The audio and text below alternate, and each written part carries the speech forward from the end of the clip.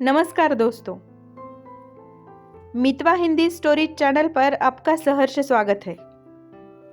कहानी का नाम है कुछ गलतियों की माफी नहीं होती।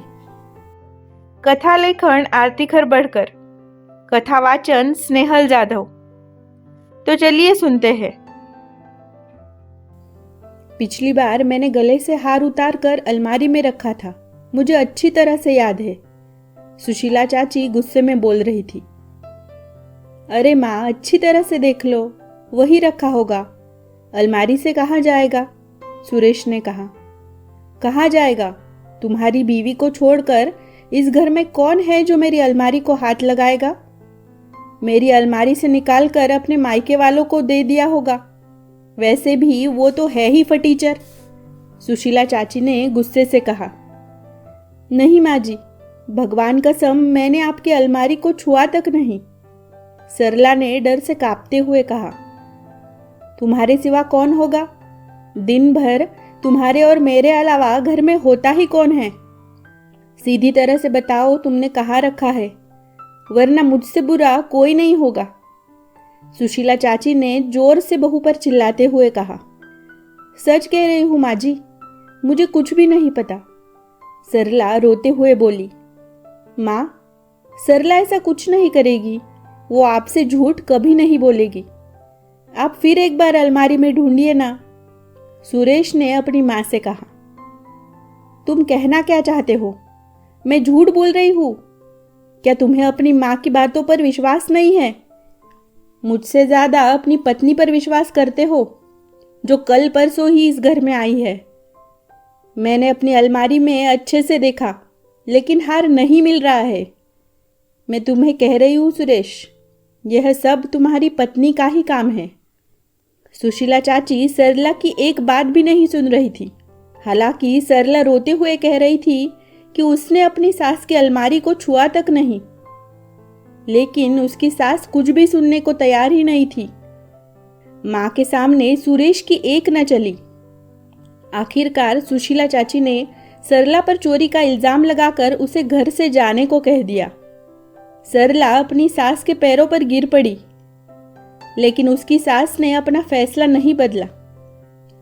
सुरेश ने सोचा कि सरला को कुछ दिन मायके में छोड़ आता हूं, तब तक माँ का गुस्सा शांत हो जाएगा, फिर उसे वापस ले आऊंगा। यही सोचकर सुरेश सरला को मायके छोड़ आया। सरला और सुरेश की पिछले साल ही शादी हुई थी।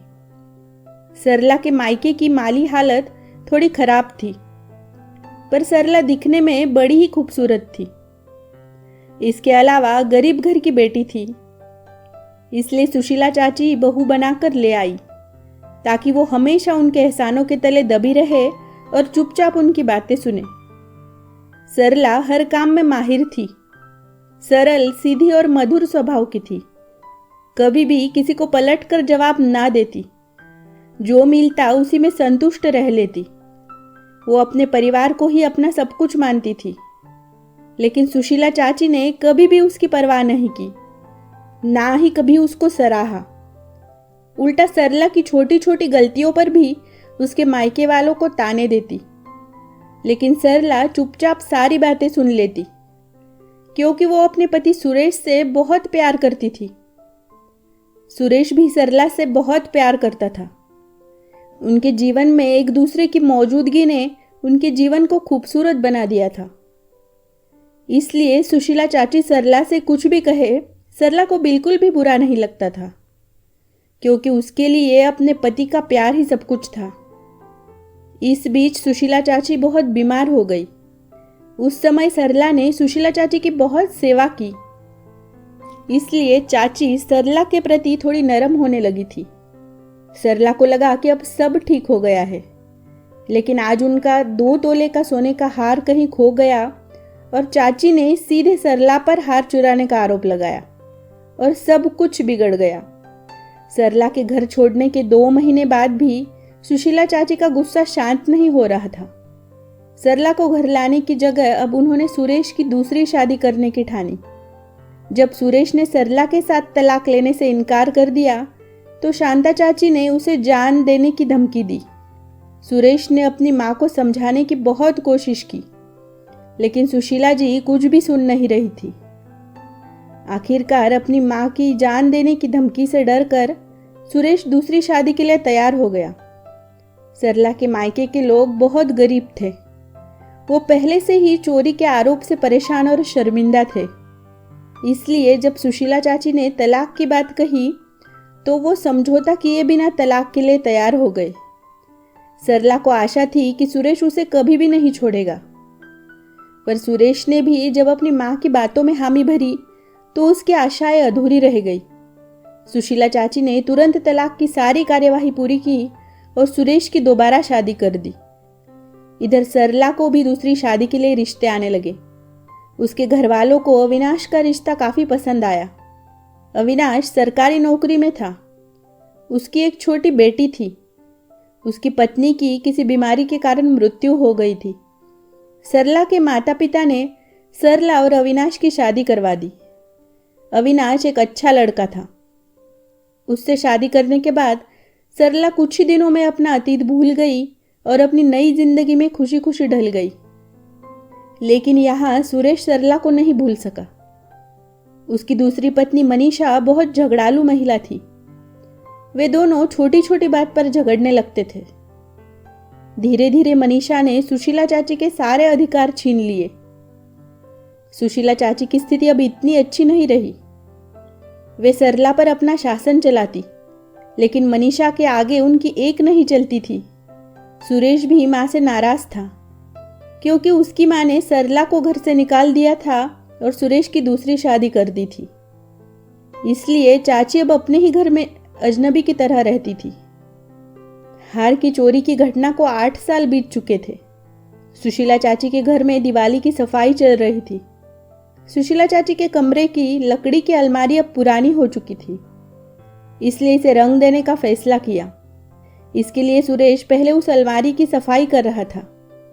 सफाई करते समय अचानक उसे अपनी माँ का सोने का हार अलमारी के अंदर दरार में फंसा हुआ दिखाई दिया। हार को देखते ही सुरेश सिर पर हाथ रखकर बैठ गया।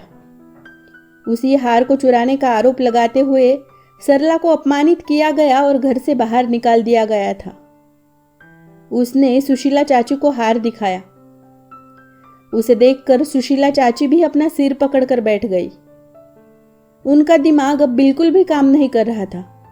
उनको एहसास हुआ कि उन्होंने कितनी बड़ी गलती की थी।